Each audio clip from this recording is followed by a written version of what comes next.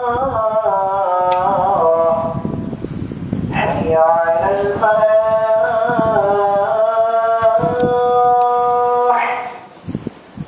حي على الفلاح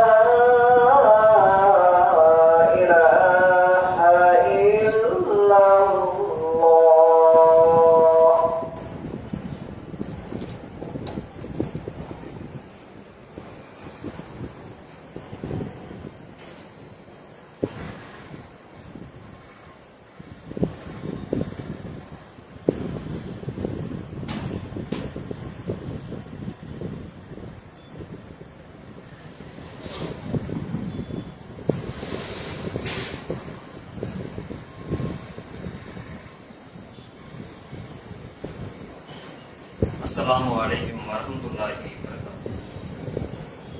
इन्नल हम्दुलिल्लाह नहमदुहु व नस्तईनुहु व नस्तगफिरुहु व नऊज़ु बिल्लाहि मिन शुरूरि अनफुसिना व मिन सय्यिआति अअमालिना मै यहदिहिल्लाहु फला मुदिल्ल लहु व मै युद्लिल फला हादिय लहु व अशहदु अन ला इलाहा इल्लल्लाहु वहदहु ला शरीक लहु व अशहदु अन्न मुहम्मदन अब्दुहु व रसूलुहु। अल्लाहुम्मा सल्लि अला मुहम्मदिन व अला आलि मुहम्मदिन कमा सल्लैता अला इब्राहीम व अला आलि इब्राहीम इन्नका हमीदुम मजीद। अल्लाहुम्मा बारिक अला मुहम्मदिन व अला आलि मुहम्मदिन कमा बारकता अला इब्राहीम व अला आलि इब्राहीम इन्नका हमीदुम मजीद। सदकल्लाहु अलियुल अलीम। அளவற்ற அருளாளனும் நிகரில்லா பேர் அன்புடனுமாகிய ஏக இறைவனை போற்றியவனாகவும் புகழ்ந்தவனாகவும் நம் உயிரிலும் மேலான நபிகள் நாயகம் ஸல்லல்லாஹு அலைஹி வஸல்லம் அவர்கள் மீதும் அவர்களின் குடும்பத்தாரின் மீதும் அவர்களை பின்பற்றி வாழ்ந்த சகாபா பெருமக்கள் மீதும் சகாபிய பெண்களின் மீதும் குறிப்பாக இங்கு ஒன்று கூடியிருக்கும் நம் அனைவரின் மீதும் ஏக இறைவனுடைய சாந்தியும் சமாதானமும் என்றென்று நின்று நிற்குமாறு. அன்பின் இனிய பெரியோர்களே, சகோதரர்களே, அல்லாஹ் ரப்புல் ஆலமீன் கடமையாக்கிய ஜும்மா என்கின்ற வணக்கத்தை நிறைவேற்றுவதற்காக நாம் எல்லாம் இங்கு ஒன்று கூடியிருக்கின்றோம். அல்ஹம்துலில்லாஹ். அன்பின் இனிய பெரியோர்களே, சகோதரர்களே, இப்பொழுது பேச இருக்கக்கூடிய தலைப்பு, இங்கு அமர்ந்திருக்கக்கூடிய நீங்க எல்லோருமே தன்னுடைய வாழ்க்கையிலே பல முறை அல்லது ஒரு முறையாவது நிச்சயமாக நீங்கள் கேட்டிருப்பீர்கள். அப்படி எத்தனை முறை நாம் கேட்டிருந்தாலும் கூட அதை மீண்டும் கேட்கும் பொழுது நம்முடைய உள்ளங்கள் எல்லாம் ஒரு கலங்கக்கூடிய அளவிற்கு, ஒரு கவலைப்படக்கூடிய அளவிற்கு தான் 1400 ஆண்டுகளுக்கு முன்பு நடந்த அந்த சம்பவம் தான். அல்லாஹ்வுடைய தூதருடைய தன்னுடைய வாழ்க்கையினுடைய கடைசி நேரங்கள், அவர்கள் மரணிக்க போகின்ற சில தினங்களுக்கு முன்னால் அல்லாஹ்வுடைய தூதர் இந்த சமுதாயத்துக்கு என்னவெல்லாம் சொன்னார்கள், அந்த நேரத்தில் என்னவெல்லாம் நடந்தது என்பதை நாமெல்லாம் பல முறை கேள்விப்பட்ட சம்பவம் தான். அல்லாஹ்வுடைய தூதரை பொறுத்தவரை தன்னுடைய குடும்பத்தாருக்கு சிறந்த ஒரு கணவராக கிட்டத்தட்ட 11 திருமணம் செய்தார்கள் என்றும் இருக்குது, 13 திருமணம் செய்தார்கள் என்றும் ஹதீஸ் இருக்குது. ஆக நபிகளார் பல திருமணங்கள் செய்திருக்கிறார். இப்படி திருமணம் எத்தனை திருமணங்கள் அவர் செய்திருந்தாலும் கூட தன்னுடைய மனைவிமார்கள் யாராவது ஒருவராவது என்னுடைய கணவர் சரியாக நடக்கவில்லை என்று ஒரு ஹதீஸ் நம்ம பார்க்க முடியுமா? அல்லாஹ்வுடைய தூதர் அவருடைய வாழ்க்கையில அந்த மனைவிமார்களில யாராவது ஒருவர் என்னுடைய கணவர் சரியாக நடந்து கொள்ளவில்லை என்னிடத்துல அப்படி என்று ஒருவர் சொல்லவில்லை. ஏன் சொல்ல முடியாது? அல்லாஹ்வுடைய தூதர் அப்படிப்பட்ட ஒரு அழகான வாழ்க்கையைத்தான் தன்னுடைய மனைவிமார்களிடத்தில நீளமாக நடந்திருக்கிறாங்க. ஆனா இன்னைக்கு நம்மளுடைய உலகத்துல நாம் வாழக்கூடிய நம்முடைய மனைவிமார்கள்ட்ட போய் இவன் சிறந்த கணவனா என்று ஒருவர் கேட்டால் வண்டியா லிஸ்ட் வச்சிருவாங்க. இவனா ஊருக்கு தான் உபதேசம், தொழுதுட்டு இருப்பான், குடிப்பான், உங்களுக்கு வெளியே தான் தெரியும், அவன் வீட்டை எப்படிப்பட்டவர் என்பது எனக்கு தான் தெரியும். அல்லாஹ்வுடைய சொன்னாங்களா இல்லையா? நீங்கள் உங்களில் யார் சிறந்தவர் என்றால் உங்கள் மனைவிமார்கள் சொல்ல வேண்டும். ஏன், நான் உலகத்துல உங்கள்ட்ட நடிச்சுட்டு போயிடலாம், நீங்க என்னட்ட நடிச்சுட்டு போயிடலாம். ஆனால் ஒரு மனைவியிட்ட, ஒரு பெண் எடுத்த தன்னுடைய மனைவி எடுத்த நடிக்க முடியாது. ஏன், எல்லாம் அதிகமான நேரங்கள் நம்ம அவரிடத்துல இருக்கும் போது நம்முடைய பத்தி எல்லா விஷயங்களும் அவங்களுக்கு தெரிஞ்சு வச்சிருப்பாங்க. இவன் சுபு தொழுவானா, இமாம் ஜமாத்தில் தொழுவானா, இவன் கெட்ட வார்த்தை பேசுவானா, இவன் அந்நிய பெண்களுக்கு எப்படி நடந்து கொள்வான், இப்படி எல்லா விஷயங்களும் அந்த மனைவிமார்களுக்கு தெரியும். அதனாலதான் அல்லாஹ்வுடைய தூதர் சொன்னாங்க, உங்களில் சிறந்தவர் யார் என்று சொன்னால் உங்கள் மனைவிமார்கள் சொல்லணும். நம்ம என்னுடைய மனைவி சொல்லணும், இவன் நல்லவன் தான், ஊருக்கு எப்படி உபதேசம் பண்றானோ அதே போல வீட்டுல இருப்பான், குழந்தைகளை நடந்துக்குவான், மனைவி நல்ல கண்ணியமா நடந்துக்குவான், ஒழுக்கமா இருப்பான் என்பது என்னுடைய மனைவி சான்று கொடுக்கணும். அதனால அல்லாஹ் கேட்க சொன்னாங்க. இப்படி அல்லாஹ்வுடைய தூதர் தன்னுடைய மனைவிமார்களிடத்தில் நீதமாக நடந்து கொண்டார்கள் அப்படின்னு நம்ம பார்க்கிறோம். எந்த ஒரு மனைவிமார்களும் இவர்கள் சரியாக நடக்கவில்லை என்பது ஒருவர் கூட சொல்ல முடியாது. அதே போல அல்லாஹ்வுடைய தூதரை பார்க்கிறோம், சின்னஞ்சிறு குழந்தைகளிடத்துல, சின்னஞ்சிறு பிள்ளைகளிடத்துல அல்லாஹ் அழகான நடந்து கொள்வார். தெருக்களிலே போகும்பொழுது அந்த குழந்தைகள் விளையாடி கொண்டிருந்தால் அந்த குழந்தைகளுக்கு சலாம் சொல்லுவார்கள் அல்லாஹ்வுடைய தூதர் அவர்கள். நாம இனி யாருக்கு சலாம் சொல்றோம்? நம்மோட பெரியவங்களை பார்த்து, வயசானவங்களை பார்த்து தான் சொல்றோம். குழந்தைகளுக்கு சலாம் சொல்றோமா? நம்ம வீட்டு குழந்தைகளுக்கு சொல்றோமா? சின்னஞ்சிறு பசங்களுக்கு சலாம் சொல்றோமான்னா சொல்றது இல்லை. ஏன், பிரஸ்டீஜ் பார்க்கிறோம். ஆனா அல்லாஹ்வுடைய தூதர் குழந்தைகளிடத்திலே சலாம் சொல்லுவார்கள், அந்த குழந்தைகளிடத்திலே நலம் விசாரிப்பார்கள் அல்லாஹ்வுடைய தூதர். அது மட்டும் இல்லாமல் போர் தளபதியாக, போர் என்று சொன்னால் ஓட மாட்டாங்க. போர் என்று சொன்னால் என்ன, அங்க போய் வியாபாரம் பேசிட்டு வரதா, இல்ல காய்கறி வாங்கிட்டு வரதா, உயிர் தான் போகும். அந்த இடத்திலே போர் தளபதியாக அல்லாஹ்வுடைய தூதர். இப்படி அல்லாஹ்வுடைய தூதருடைய வாழ்க்கையில பார்த்தோம்னு சொன்னா எல்லா விஷயங்களையுமே அவர்கள் சரியாக இருந்தார்கள். இன்னும் தோழர்களிடத்துல, நபி தோழர்கள் என்று சொல்றோமே, அந்த தோழர்கள் மீது அல்லாஹ்வுடைய எவ்வளவு பாசம். அந்த நபி தோழர்கள் என்று சொல்றோம், அல்லாஹ்வுடைய தூதர் அவர்கள் அந்த நபி தோழர்கள் மீது அளவுக்கு அளவு பாசமாக. அந்த பாசத்தை நம்ம எப்படி தெரிஞ்சுக்கலாம்னு கேட்டா, நபி தோழர்கள் எங்கேயாவது வியாபாரத்திற்காக வெளியூருக்கு போயிட்டு வந்தாங்கன்னா, நம்ம போயிட்டு வந்து எங்க வருவோம், நேரா ஒண்ணு நம்ம கம்பெனிக்கு போவோம், நம்ம வியாபாரம் செய்யற இடத்துக்கு போவோம், அல்லது நம்ம மனைவிமார்கள் போய் பேசுவோம், வீட்டுக்கு போவோம். அந்த நபி தோழர்கள் நேராக அல்லாஹ்வுடைய தூதரை போய் சந்திப்பார். அப்ப எவ்வளவு அல்லாஹ்வுடைய மேல பாசம் இருந்திருக்கும். அப்படி எந்த அளவுக்கு அல்லாஹ்வுடைய தூதர் அவங்க எப்படி அந்த அளவுக்கு நடந்திருப்பாங்க. நாம ஒருவர் மீது பாசம் காட்டணும்னு சொன்னா அவர் நம்ம மீது பாசம் காட்டியிருக்கணுமா இல்லையா? அப்படி அல்லாஹ்வுடைய எந்த அளவுக்கு காட்டி இருந்தால், இந்த நபி தோழர்கள் வியாபாரத்திற்காகவோ அல்லது வெளியூருக்கோ போயிருந்தா நேரடியாக வந்து அல்லாஹ்வுடைய தூதரை பார்த்து விட்டு போவார்கள். அல்லாஹ்வுடைய தூதர் அப்படி ஒரு அன்பும் பாசமும் நிறைந்த அந்த நபி தோழர்கள் இப்படி ஒரு அழகான வாழ்க்கையை வாழ்ந்து கொண்டிருக்கக்கூடிய அந்த நேரத்தில் தான் அல்லாஹ்வுடைய விதி, இந்த உலகத்தில் எல்லோருமே மரணித்தாக வேண்டும்.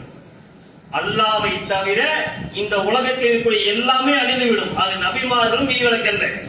இப்படி அழகான ஒரு வாழ்க்கையை அல்லாஹ்வுடைய தூதர் மதீனாவிலே தன்னுடைய நபிமா மனைவிமார்கள்ட்ட, சகோதரர்கள்ட்ட, நபி தோழர்களிடத்திலே இப்படி வாழ்ந்து கொண்டிருக்கக்கூடிய அந்த நேரத்தில் தான் அல்லாஹ்வுடைய விதி மரணம். நபிகள் நாயகம் ஸல்லல்லாஹு அலைஹி வஸல்லம் அவர்களுக்கு அல்லாஹ் ரப்பல் ஆலமீன் எதற்காக அனுப்பினானோ அந்த வேலை முடிஞ்சது. நபியாக அனுப்பி இந்த மார்க்கத்தை சொல்வதற்காக அனுப்பி அந்த செய்திகள் வேலைகள் முடிந்தவுடன் அல்லாஹ்வுடைய தூதருக்கு சில விஷயங்கள் மூலமாக இந்த உலகத்தை விட்டு நபிகளால் பிரிய போகிறார் என்பதை அல்லாஹ் சில விஷயங்கள் மூலம் காட்டியிருக்கிறான். இன்னும் பார்க்கிறோம், நபிமார்களை பொறுத்தவரை அல்லாஹ் ரப்பல் ஆலமீன் அவர்கள் மரணிப்பதற்கு முன்னாலேயே அவர்களுடைய மரணம் வந்துவிடும் என்பதை சில விஷயங்கள் மூலமாக நபிமார்கள், எல்லா நபிமார்களும் காண்பித்ததாக ஹதீஸை பார்க்கிறோம். அப்படி அல்லாஹ்வுடைய தூதருக்கும் சில விஷயங்கள் நடந்திருக்குது. அது என்ன விஷயம்? ரமலானுடைய மாசத்துல ஜிப்ரீல் அலைஹிஸ்ஸலாம் அவர்கள் வழக்கமாக வந்து அல்லாஹ்வுடைய தூதரிடத்துல, அல்லாஹ்விடத்திலிருந்து வந்த அந்த திருமறை குர்ஆனுடைய வசனங்கள், அந்த செய்திகளை ஓதச் சொல்லி கேட்பார்கள். இப்படி வழக்கமாக கேட்கக்கூடிய நேரத்தில் ஜிப்ரீல் அலைஹிஸ்ஸலாம் அவர்கள் வழக்கத்துக்கு மாற்றமாக 2 முறை அதை சரிபார்த்து கேட்கிறார்கள். முதல் முறை ஓத சொல்றாங்க, அதை சரி பார்க்கறாங்க, 2வது முறையும் ஓதுங்கறாங்க. அல்லாஹ்வுடைய தூதருக்கு சந்தேகம் வருது.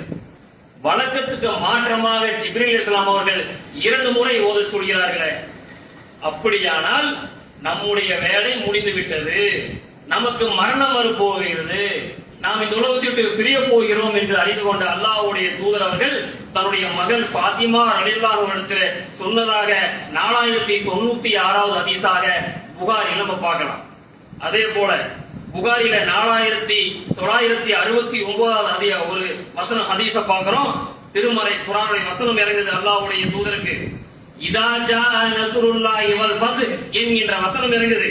கூட்டம் கூட்டமாக இந்த மார்க்கத்தில் மக்கள் நுழைவதை நுழைவார்கள், அல்லாஹ்வை அதிகமாக போற்றுவீராக புகழ்வீராக என்கின்ற அந்த வசனத்தை இறங்கிய உடனே அல்லாஹ்வுடைய தூதருக்கு இன்னும் தெளிவாகிவிட்டது.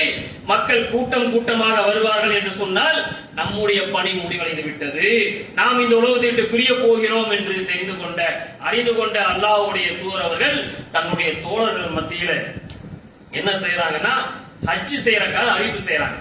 இந்த உலகத்தை விட்டு பிரிய போகிறோம் என்று அறிந்து கொண்ட அல்லாஹ்வுடைய தூதர் அவர்கள் தன்னுடைய தோழர்களிடத்தில் ஹஜ் செய்வதற்காக அறிவிப்பு செய்யறாங்க. அறிவிப்பு செய்து அதுதான் வரலாற்றில் சொல்லப்படுகிறது இறுதி பேருரை ஹஜ்ஜத்துல் விதா.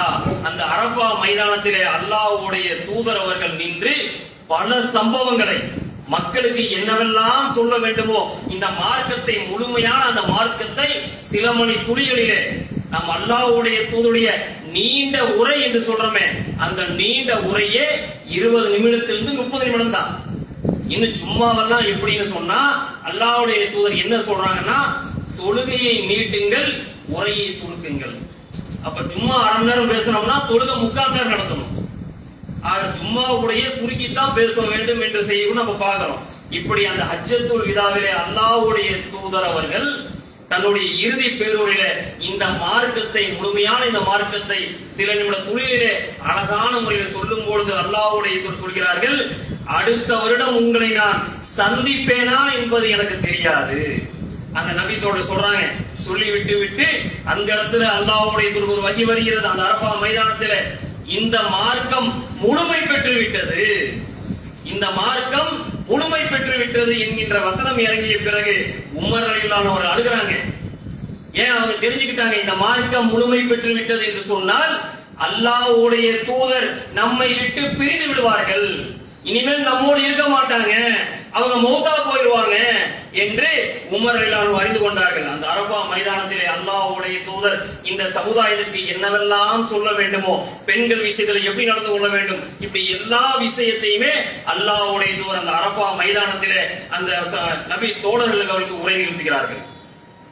அதுக்கு அடுத்ததா பார்க்கிறோம் ஒரு நபி தோழரை அல்லாஹ்வுடைய தூதர் என்ன செய்யறாங்கன்னா யமன் நாட்டிற்கு அங்கு ஆளுநராக நியமிக்கிறாங்க. நியமிக்கும் பொழுது அல்லாஹ்வுடைய தூதர் அந்த நபி தோழரை அந்த குதிரையின் மீதோ ஒட்டகத்தின் மீதோ அமர வைத்து அழைத்துட்டு போறாங்க. அல்லாஹ்வுடைய தூதர் நடந்து போறாங்க. ஒரு பகுதி வரைக்கும் விட்டுட்டு போறதுக்காக எவ்வளவு பெரிய ஒரு ஆச்சரியமான விஷயம். இன்னைக்கு சாதாரண ஒரு பள்ளி தலைவர், முத்தவள்ளி, கவுன்சிலரு, சாதாரண உலகத்தில் இருக்கக்கூடிய அற்பமான பதவிகளுக்கு அவரிடத்துல பேசும்போது உடனே நேரா பேச முடியல. அவரை பாய் சொல்ல வேண்டியதா இருக்கு, அவரை பார்க்கலன்னா டைம் கேட்க வேண்டியதா இருக்கு. எப்படிப்பட்ட இதா இருக்குது. அல்லாஹ்வுடைய தூதர், இறை செய்தியை சொன்னவர், ஜனாதிபதி, மக்கள் எல்லாம் உயிரை நேசிக்கக்கூடிய தலைவர், அவங்க நடந்து போறாங்க. அந்த நபி தோழர் அமர்ந்து உட்கார்ந்துருக்காங்க, ஒட்டகத்தின் மீது அமர்ந்திருக்கிறாங்க. அப்படி அவரை ஒரு பகுதி வரைக்கும் அழைத்து செல்லும் பொழுது அந்த நபி தோழர் இடத்தில் அல்லாஹ்வுடைய தூதர் சொல்றாங்க, நீங்கள் திரும்பி வரும் பொழுது நான் இருக்க மாட்டேன். நீங்க போயிட்டு அந்த இடத்துல ஆளுநராக நீங்க போறீங்களா இல்லையா, அங்க போய் நீங்க திரும்பி வரும்போது நான் உயிரோடு இருக்க மாட்டேன் என்று சொல்லிவிட்டு அங்க யமன் நாடி நீங்க போனா எப்படி எல்லாம் நடந்து கொள்ள வேண்டும், அங்க போய் களிமா சொல்லுங்க, அவங்க ஏத்துக்கிட்டாங்கன்னா அடுத்தது ஒரு தொழுகை சொல்லுங்க, இப்படி சில விஷயங்கள் எல்லாம் அந்த நபி தோழருக்கு அல்லாஹ்வுடைய சொல்றாங்க. அடுத்ததாக பார்க்கிறோம் அல்லாஹ்வுடைய தூதர் ஒரு ஜனாசாவை தொழுக வைத்து விட்டு அடக்கம் செய்து விட்டு அப்பொழுது திரும்பி வரக்கூடிய நேரத்தில் தான் அல்லாஹ்வுடைய தூதருக்கு முதலாக தலைவலி ஏற்படுகிறது. அந்த தலைவலியின் ஏற்பட்ட உடனேயே நேரா மைமூனா ரலியல்லாஹு அன்ஹா வீட்டுக்கு, தன்னுடைய மனைவி வீட்டுக்கு போறாங்க. அங்க போன உடனேயே தன்னுடைய மைமூனா ரலியல்லாஹு அன்ஹா சொல்றாங்க, மற்ற ஆயிஷா மனைவிமார்கள் எல்லாத்தையும் வச்சு கேட்கறாங்க, நான் ஆயிஷா ரலியல்லாஹு அன்ஹா வீட்டை தங்கிக்குமா, தன்னுடைய மனைவிமார்கள் எவ்வளவு நீதமாக நடந்துக்கிறாங்க. தன்னுடைய மனைவிமார்கள் எல்லாம் அழைத்து அவர்கள் தன்னுடைய இறுதி கட்ட நேரத்தை உணர்ந்து அல்லாஹ்வுடைய தூதர் அவர்கள், நான் ஆயிஷாவுடைய வீட்டில் தங்கி கொள்ளட்டுமா என்று அனுமதி கேட்டு ஆயிஷா ரலியல்லாஹு அன்ஹா வீட்டில் தங்கினாங்க. அது எப்படி போனாங்கன்னு செய்தியை பார்க்கும் பொழுது, அந்த இரண்டு நபி தோழர்கள் அலி ரலியல்லாஹு அன்ஹு அவர்களும் அப்பாஸ் ரலியல்லாஹு அவர்களும் அல்லாஹ்வுடைய தூக்கிட்டு ஆயிஷா ரலியல்லாஹு வீட்டுக்கு கொண்டு போனாங்க. இப்படி அல்லாஹ்வுடைய தலைவலி ஏற்பட்டு நோய்வாய்ப்பட்டு ஏற்பட்டிருக்கிறாங்க. அடுத்ததாக இதில் ஏராளமான சம்பவங்கள் இருந்தாலும் முக்கியமான சில சம்பவங்கள் தான். அல்லாஹ்வுடைய தூதர் தன்னுடைய மனைவிமார்கிட்ட சொல்றாங்க, என்னுடைய தலையிலே தண்ணீரை ஊற்றுங்கள். அல்லாஹ்வுடைய நான் தலைவலி தாங்க முடியாத அந்த நேரத்துல தலையில தண்ணீர் ஊற்ற சொல்லப்படுது. மனைவிமார்கள் எல்லாம் தண்ணீர் ஊற்றுறாங்க. தண்ணீர் ஊற்றிய பிறகு அந்த மக்களுக்காக உரை நிறுத்துவதற்காக அல்லாஹ்வுடைய தூதர் வருகிறார்கள். வந்து இந்த செய்தி புகாரில 467 செய்தியாக பதிவு செய்யப்பட்டிருக்கிறது. அல்லாஹ்வுடைய தூதர் அந்த நபி தோழர்கள்ட்ட பேசும்பொழுது சொல்றாங்க, ஒரு அடியானை அல்லாஹ் இந்த உலகம் வேண்டுமா அல்லது மறுமை வேண்டுமான்னு அல்லாஹ் கேட்கிறான். அந்த அடியான் மறுமையவே தேர்ந்தெடுத்துக் கொண்டார் என்கின்ற செய்தியை சொல்றாங்க. அந்த அடியானை கேட்கும் பொழுது அந்த அடியார் இந்த உலகம் வேண்டாம் மறுமையே வேண்டும் என்று தேர்ந்தெடுத்துக் கொண்டார் என்ற செய்தியை சொன்ன உடனே அபூபக்கர் அவர்கள் தேம்பி அல்லாஹ் அழுகிறாங்க. அப்போ நபி தோழர்லாம் கேட்கிறாங்க, அபூபக்கர் எல்லாம் அவர்களே ஏன் அழுகிறீங்க? ஒரு அடியானை பார்த்து அல்லாஹ் கேட்கிறான், இந்த உலகம் வேண்டுமா மறுமை வேண்டுமா என்று கேட்கும் பொழுது அந்த அடியான் மறுமையை தேர்ந்தெடுத்துக் கொண்டார் என்ற செய்தியை அல்லாஹ் சொல்றாங்க. இதுக்கு நீங்க ஏன் அழுகிறீங்க அப்படின்னு கேட்கும் பொழுது அந்த அடியார் வேறு யாரும் இல்ல, அல்லாஹ்வுடைய தூதரைத்தான், அல்லாஹ்வுடைய தூதரைத்தான் என்று அபூபக்கர் ரலியல்லாஹு அன்ஹு அவர்கள் சொல்வதை பார்க்கிறோம். இன்னும் அந்த கடைசி நேரத்தில் அல்லாஹ்வுடைய தூதர் சொல்கிறார்கள், யூதர்களும் நசராக்களும் நாசமாக போகட்டும். ஏன் இவங்க நாசமாக போகணும் சொல்றாங்கன்னு கேட்டா, நபிமார்களுடைய அடக்க ஸ்தலங்களை எல்லாம் இவர்கள் வணக்க ஸ்தலமாக மாற்றிவிட்டார்கள். ஆக இவர்கள் நாசமாக போகட்டும் என்று அல்லாஹ்வுடைய தூதர் அவர்கள் பிரார்த்தனை செய்துவிட்டு அடுத்ததாக அல்லாஹ்விடத்தில் பிரார்த்தனை செய்கிறார்கள், அல்லாஹ்வே எனது கபரை எனது அடக்க ஸ்தலத்தை வணக்க ஸ்தலமாக ஆக்கி விடாதே, நான் அடக்கப்பட்ட செய்யப்பட்ட இடத்தை வணங்கக்கூடிய இடமாக ஆக்கிறாதேன்னு சொல்றாங்க. அல்லாஹ்விடத்தில் வலியுறுத்தி அல்லாஹ்விடத்தில் பிரார்த்தனை செய்கிறார்கள். அதனாலதான் என்னமோ அல்லாஹ்வுடைய கிருபையில இன்னைக்கு மக்காவுக்கு போயிட்டு வந்தவங்க சொல்றாங்க, அல்லாஹ்வுடைய தூதர் அடக்கம் செய்யப்பட்ட இடத்துல 2 கைகளை நீட்டினால் அங்க இருக்கக்கூடியவர்கள் குச்சியால் அடிப்பார்கள், அந்த இடத்துல பிரார்த்தனை செய்யக்கூடாது என்று அல்லாஹ்விடத்தில் கேட்ட பிரார்த்தனை, அல்லாஹ்வே எனது கபரை வணக்கஸ்தலமாக ஆக்கி விடாதே என்று அல்லாஹ்வுடைய தூதர் பிரார்த்தனை செய்கிறார்கள். இன்னும் அந்த நபி தோழர்களிடத்தில் இன்னும் அல்லாஹ்வுடைய தூதர் சொல்கிறார்கள், நான் உங்களிடத்தில் இப்பொழுது எதற்காக வந்திருக்கிறேன் என்று சொன்னால், நான் பழி தீர்ப்பதற்காக வந்திருக்கிறேன். என்ன பழி தீர்ப்பதற்காக? நான் இந்த உலகத்தில் யாரையாவது அடித்திருந்தாலோ துன்பத்திருந்தாலோ அது இந்த உலகத்திலே திருப்பி கொடுத்திருக்கேன். இப்படி அல்லாஹ்வுடைய தன்னுடைய கடைசி நேரத்தில் பார்க்கிறோம். அதிகமான விஷயங்களை அந்த நபி தோழர்களுக்கு சொல்வதை பார்க்கிறோம். இன்னும் வரலாறுகளை பார்க்கிறோம். அல்லாஹ்வுடைய இறுதி நேரத்தில் அதிகமான இறை செய்திகள் வந்தது. ஏன்? அவருடைய பணி முடிவடைந்த காரணத்தினால் அந்த நேரத்தில் ஏராளமான இறை செய்திகள் வந்ததாக. அடுத்ததாக அல்லாஹ்வுடைய தூதர் அவர்கள் திங்கட்கிழமை மரணிக்கிறாங்க. அதற்கு முன்பு வியாழன், வெள்ளி, சனி, ஞாயிறு, திங்கள் இப்படி வியாழக்கிழமை நடக்கக்கூடியதை பார்க்கிறோம். வியாழக்கிழமை மக்ரிப் வரைக்கும், அடுத்த திங்கட்கிழமை வரக்கூடிய திங்கட்கிழமை அல்லாஹ்வுடைய மரணிக்கிறாங்கன்னு சொன்னா அதுக்கு முந்தைய வியாழக்கிழமை மக்ரிப் வரைக்கும் அல்லாஹ்வுடைய தூதர் அவர்கள் இமாமாக நின்று தொழுகிட்டார்கள்.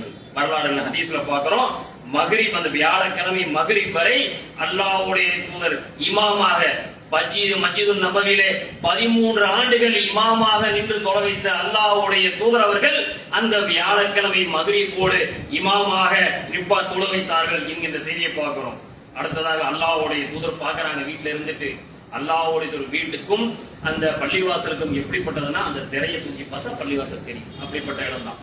ஆக இசாவுடைய தொழுகைக்கு மக்கள் எல்லாம் தொலை வந்து விட்டார்களா என்று பார்க்கும் பொழுது ஆயிஷா ரலியல்லாஹு அன்ஹா அவர்கள் சொல்கிறார்கள், அல்லாஹ்வின் தூதரே உங்களை எதிர்பார்த்து மக்கள் இருக்கிறாங்க, உங்களை எதிர்பார்த்து மக்கள் எல்லாம் இருக்கிறார்கள் என்று சொல்லும் பொழுது அல்லாஹ்வுடைய தூதர் சொல்கிறார்கள், உங்களோட தந்தை அபூபக்கர் அவர்களை தொலை வைக்க சொல்லுங்க, அபூபக்கர் அவர்களை தொலை வைக்க சொல்லுங்கன்னு சொல்லும் போது ஆயிஷா ரலியல்லாஹு அவர்கள் சொல்கிறார்கள், இல்ல அவர் ரொம்ப பலவீனமானவர், உமர் ரலியல்லாஹு அவர் சொல்லலாம், தொலை வைக்க சொல்லலாம், அபூபக்கர் அவர்கள் ரொம்ப பலவீனமானவராக இருக்கிறார் போது அல்லாஹ்வுடைய தூதர் அபூபக்கர் அவர்கள் தொலைவிக்கு சொல்லுங்கள் என்று சொல்லி அபூபக்கர் ரலியல்லாஹு அவர்கள் இசா தொலை வைத்தார்கள் என்று பார்க்கிறோம். மஸ்ஜிதுல் நபவியில கிட்டத்தட்ட 13 ஆண்டுகளாக அல்லாஹ்வுடைய தொலை வைத்த அந்த இமாமாக நின்ற இடத்திலே அடுத்ததாக வியாழக்கிழமை இசாவிலே அபூபக்கர் ரலியல்லாஹு அவர்கள் தொலை வைத்தார்கள் என்கின்ற செய்தியை பார்க்கிறோம் என்று சொல்லி எனது முதல் உரை முடிவு செய்கிறேன். வாகிரதனா அல்ஹம்துலில்லாஹி ரப்பில் ஆலமீன். அஸ்ஸலாமு அலைக்கும் வரஹ்மத்துல்லாஹி வபரகாத்துஹு.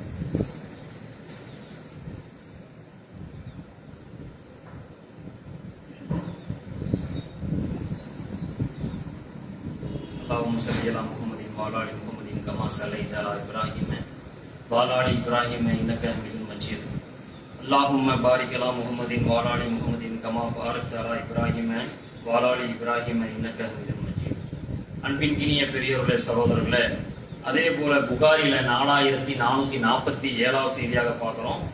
அல்லாஹ்வுடைய தூதர் அவர்கள் அந்த வியாழக்கிழமை மகரிப் போல தொலைச்சதுக்கு அப்புறம் அவங்க வெள்ளி சனி ஞாயிறு அதுக்கப்புறம் பள்ளிக்கு வரல அப்படிங்கிற ஒரு செய்தியை நம்ம பார்க்கிறோம்.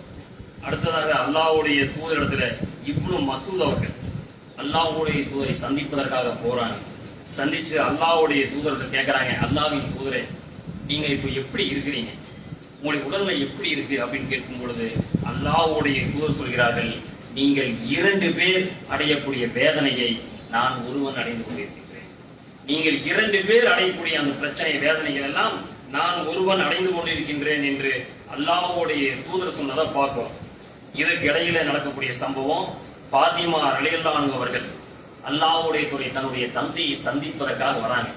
பாத்திமா ரலியல்லாஹு அன்ஹா வரும்பொழுது அல்லாஹ்வுடைய தூதரிடத்துல வந்து பாத்திமா உட்கார்ந்துட்டு அல்லாஹ்விடத்துல பிரார்த்தனை செய்கிறார்கள், என் தந்தைக்கு வேதனையாக இருக்கிறதே யா அல்லாஹ், என் தந்தை வேதனைக்கு உள்ளாக்கப்பட்டிருக்கிறாரே யா அல்லாஹ் என்று பாத்திமா ரலியல்லாஹு அன்ஹா கேட்கக்கூடிய நேரத்தில் அல்லாஹ்வுடைய சொல்கிறார்கள், மகளே, இந்த நாளுக்கு பின் உன்னுடைய தந்தை வேதனை அடைய மாட்டார். இந்த நாளுக்கு பிறகு உன்னுடைய தந்தைக்கு எந்த வேதனையுமே இருக்காது என்று பாத்திமா ரலியல்லாஹு அன்ஹா சொல்லிவிட்டு அல்லாஹ்வுடைய தூதர் அவர்கள் பாத்திமா ரலியல்லாஹு அன்ஹா மீண்டும் சொல்கிறார்கள், எனக்கு பிறகு என் குடும்பத்தில் நீதான் என்னை சந்திப்பாய். எந்த செய்தியை சொல்றாங்கன்னா, எனக்கு பிறகு நீதான் மௌத்தா போவேங்கிறாங்க. இன்னைக்கு நம்முடைய குடும்பத்துல யாராவது நம்ம அப்பா மௌத்தாகக்கூடிய நேரத்துல உட்கார்ந்துட்டு அடுத்தது நீதாண்டா மௌத்தாவேன்னு சொன்னா எந்திரிச்சு ஒரே ஓட்டமா ஓடிடும். ஆனா பாத்திமா ரலியல்லாஹு அன்ஹா அவர்கள் அல்லாஹ்வுடைய சொல்கிறார்கள், எனக்கு பிறகு நீதான் மரணிப்பாய் என்று சொல்லும் பொழுது பாத்திமா அவர்கள் சந்தோஷப்பட்டாங்க அப்படிங்கிற செய்தியை நம்ம பார்க்கிறோம். இதற்கு பிறகு அல்லாஹ்வுடைய திங்கட்கிழமை காலையில இதற்கிடையே ஏராளமான சம்பவங்கள் அல்லாஹ்வுடைய முடிந்த அளவுக்கு தலையில் தண்ணீர் ஊற்றுகள் சொல்லப்படுகிறது. அந்த நேரத்தில் முடிந்த அளவுக்கு தன்னுடைய தோழர்களுக்கு உரை நிறுத்துறாங்க, எந்த அளவுக்கு தகவல் சொல்லியுமோ சொல்றாங்க. இதெல்லாம் ஏராளமான சம்பவங்கள் நடந்து கொண்டிருக்கின்றது. இதற்கு இடையில திங்கட்கிழமை அல்லாஹ்வுடைய தூதர் அவர்கள் ஃபஜ்ருடைய நேரத்துல அந்த திரையை தூக்கி பார்க்கறாங்க, மக்கள் எல்லாம் தொழுகைக்கு நிக்கிறாங்களா, எவ்வளவு தன்னுடைய இறுதி நேரம் அல்லாஹ்வுடைய இந்த உலகத்தை விட்டு பிரிய போறாங்க, மௌத்தா போயிருவோம் அவங்க தெரிஞ்சுக்கிட்டு அந்த நேரம் வரைக்கும் அல்லாஹ்வுடைய மக்கள் தொழுதார்களா இதே சிந்தனையில அல்லாஹ் இருக்கிறாங்க. இன்னைக்கு தொழுகை இல்லை என்று பேசக்கூடிய மக்களை பார்க்கிறோம்.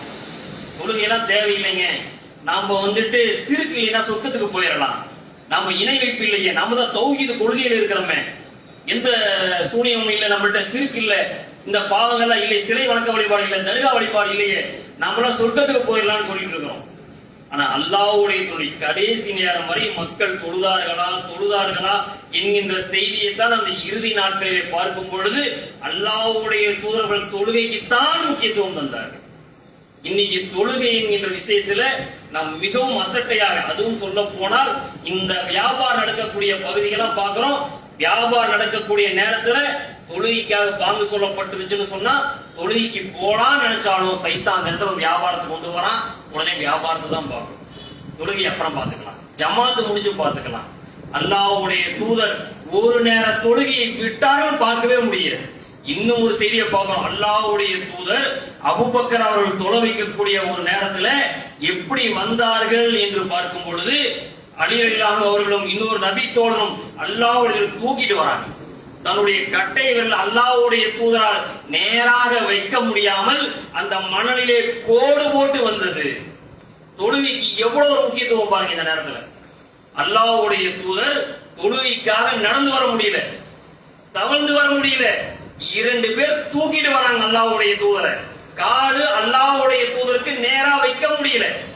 நேரா வைக்காம ஒரு கால் பொங்குச்சுன்னா எப்படி இருக்கும், அந்த மாதிரி கட்டைகளால் இழுத்துட்டு வராங்க. இப்படி அல்லாஹ்வுடைய தூதர்கள் வரக்கூடிய நேரத்துல அபூபக்கர் பின்னாடி வராங்க. அல்லாஹ்வுடைய நீங்களே தொழுறீங்கன்னு சொல்லி உட்கார்ந்து தொழுதார்கள் அல்லாஹ்வுடைய தூதர் அவர்கள்.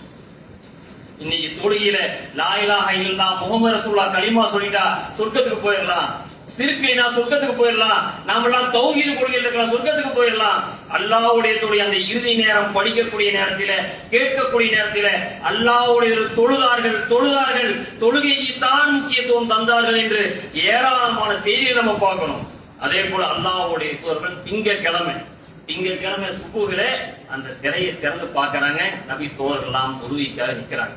அந்த நேரத்துல நபி தோழர்கள் அறிவிக்கிறாங்க, நாங்கள் அல்லாஹ்வுடைய தூதரை பார்த்தோம், புன்னகையோடு இருந்தார்கள் அல்லாஹ்வுடைய தூதர் அவர்கள். அல்லாஹ்வுடைய உடம்பு சரியாயிருச்சு, திரும்பி நம்மளோட வந்துருவாங்க, அவங்களுக்கு ஒண்ணும் ஆகாது, நம்மளோட வந்துருவாங்கன்னு நினைச்சோம். ஆனா அல்லாஹ்வுடைய திரையை மூடி வச்சுட்டு நீங்க தொழுங்கன்னு சொல்லிட்டாங்க.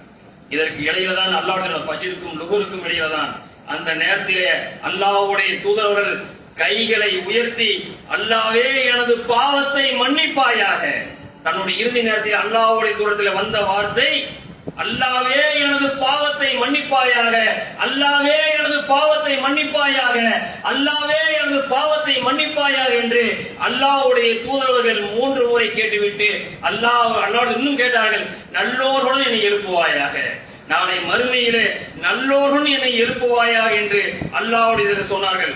இன்னும் அல்லாஹ்வுடைய அடுத்ததாக சொன்னார்கள், இன்னலில் மௌத்தில் சக்கராத்தினுடைய வேதனை மிகவும் கடுமையானது. அல்லாஹ்வுடைய இதை 3 முறை சக்கராத்தினுடைய வேதனை மிகவும் கடுமையானது, சக்கராத்தினுடைய வேதனை மிகவும் கடுமையானது என்று சொல்லிவிட்டு அல்லாஹ்வுடைய கைகளை கீழே தொங்க விட்டபடியாக இந்த உலகத்தை விட்டு மரணித்து விட்டார்கள் என்கிற செய்தியை நம்ம பார்க்கிறோம். அல்லாஹ் அன்பிற்கினிய பெரியோருடைய சகோதரர்களே, அல்லாஹ்வுடைய அந்த இறுதி நேரம் என்பது ஏராளமான செய்திகள் இன்னும் அதுக்குள்ள அடங்கி இருக்கு.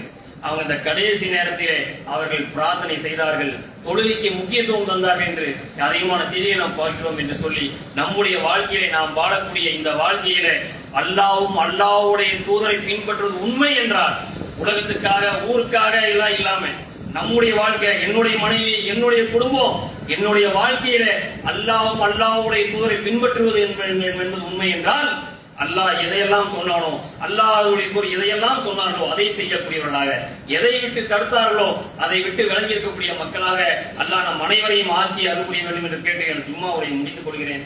வாயிலான அல்ஹம்துலில்லாஹி ரப்பில் ஆலமீன். அஸ்ஸலாமு அலைக்கும் வரஹ்மத்துல்லாஹி வபரகாத்துஹு.